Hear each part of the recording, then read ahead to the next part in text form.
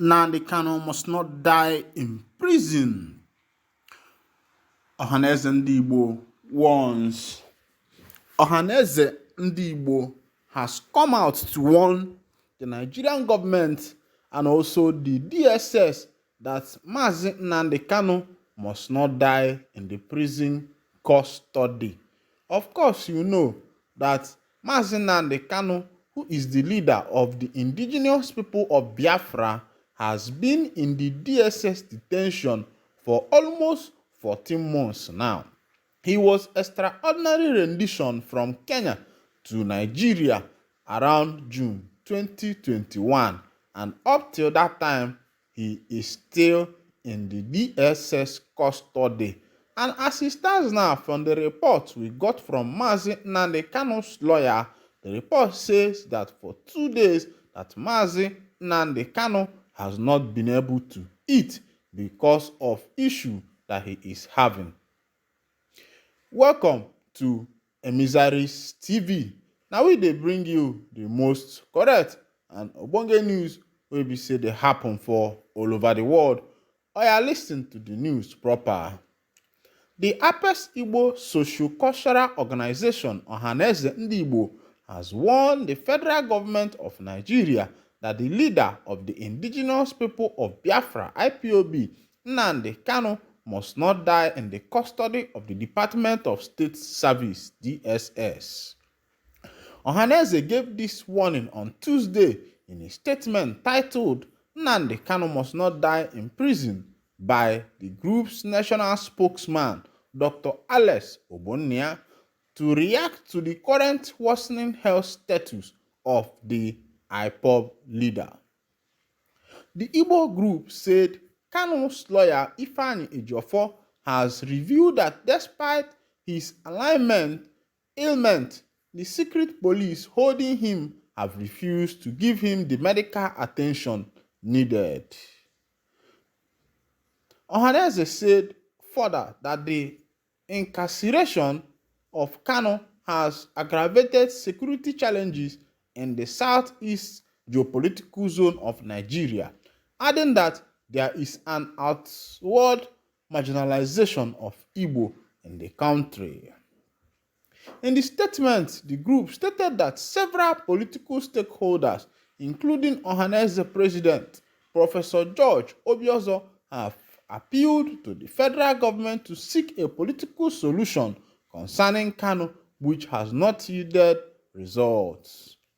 The statement partly read, "The attention of the Ọhaneze Ndị Igbo worldwide has been drawn to the deteriorating health of the leader of the indigenous people of Biafra, IPOB, Mazi Nnamdi Kanu. Information reaching us indicates that Nnamdi Kanu is currently suffering from gastrointestinal illness, which necessitates the constant use of antacids and other available medical treatments." It adds that the DSS has refused to allow him have even the smallest amount of the prescribed painkiller, which could have given him short-time respite. Report from Ifeanyi Ejiofor, the IPOB's attorney, further adds that the DSS has repeatedly treated the existing court order, which specifically directed that Nnamdi Kanu should be granted access to his doctor for an independent review/investigation of his current health status, with the utmost contempt and disdain. It further said the above report should be very worrisome to any fair-minded patriotic Nigerian. The fair-minded and patriotic because it is self-evident that the Nnamdi Kanu phenomenon is a product of circumstances. Several patriots such as Chief E.K. Clark, Chief Ayo Adebanjo, Chief Olusegun Obasanjo, Aminu Warizi Tambuwal, Dr. Bitrus Pogu, among others, have described the unjust treatment to the Igbo of the Southeast. The governor of Sokoto State, Alhaji Aminu Waziru Tambuwal, in a humane and patriotic candor, stated that the marginalization of the Southeast geopolitical zone by the federal government of Nigeria under President Muhammadu Buhari is crazy and unprecedented. Tambuwa asks, I feel sad and disturbed each time I see the Igbo crying of marginalization. The federal government of Nigeria has been unfair to the Igbo in all socio-economic activities. It's like the Igbo are not part of the nation. The President General of Nnamdi Igbo Ambassador Professor George Obiozo, an erudite professor and seasoned diplomat, has on several occasions advised President Muhammadu Buhari that the issue of Mazi Nnamdi Kanu is beyond the court or the use of force, advising that it requires a political solution.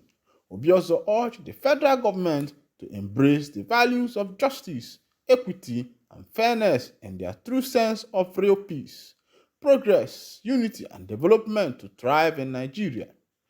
He urged that all over the world, the moment the populace becomes conscious of the existence of governance based on selective morality, outrageous paradox, and double standards, the expected legitimacy from the people becomes well nigh unattainable.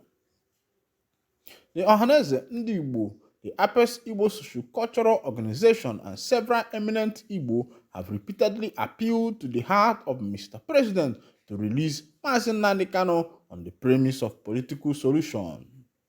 The only living legend among those that fought for the Nigerian independence and the Minister of Aviation in the First Republic, Chief Mbazulike Amechi, presented the request to President Buhari when he visited Abakaliki, Ebonyi State, as his last wish.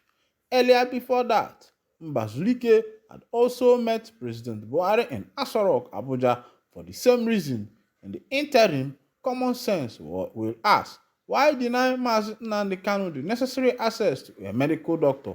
This is very curious and raises a lot of questions. Finally, in its common knowledge that the incarceration of Nnamdi Kanu has rather contributed to the enormity of insecurity in the southeast, and one wonders what will happen if by the utter carelessness, negligence, or unnecessary victimization, something untoward happens to Mazi Nnamdi Kanu. Instructively, many uniformed Nigerians share the base reasoning of the proverbial ostrich. The ostrich buries its head in the sand, joyously flapping its wings, and believe that it has escaped from reality. As in the ostrich, the civilized world is watching. Now so we see am today for a misery snooze. As soon as I don't see that's how things are changing and happening in Nigeria, where a set of people are being marginalized. Now, Mazi Nnamdi Kanu, who is the leader of the indigenous people of Biafra, has been remanded in the DSS custody for almost 14 months now, and as he stands now, he's suffering from gastro issues, which has caused him an excruciating pain, and having pleaded to the DSS corporation and also to the DSS officials in order for him to have access to his own personal physician. That has not been given ear to, and that has caused a lot of pain to Mazi Nnamdi Kanu, who is the leader of the indigenous people of Biafra. And according to his lawyer and his legal team, Mazi Ifeanyi Ejiofor has said that the court has in so many times ordered the DSS to allow Nnamdi Kanu access to his own personal physician so that he will be able to have a fair treatment. But that order has not been given ear to, nor has it been assented by the DSS officials. And I wonder why the DSS personnel and the officials will be treating the issue that concerns Mazi Nnamdi Kanu in such manner. I think the young man should be allowed to see his own personal physician in order not to cost extra damages. Of course, you know that the issue and the arrest of Mazi Nnamdi Kanu has brought about enormity of insecurity in the southeastern part of Nigeria. Now, because Mazi Nnamdi Kanu is still in the custody, things are like this. What do you think will happen if, unfortunately, Because of health issues and bad health condition, Mazi Nnamdi Kanu happens to give up ghost. My people, now so we see am for a misery news. Don't forget to like us.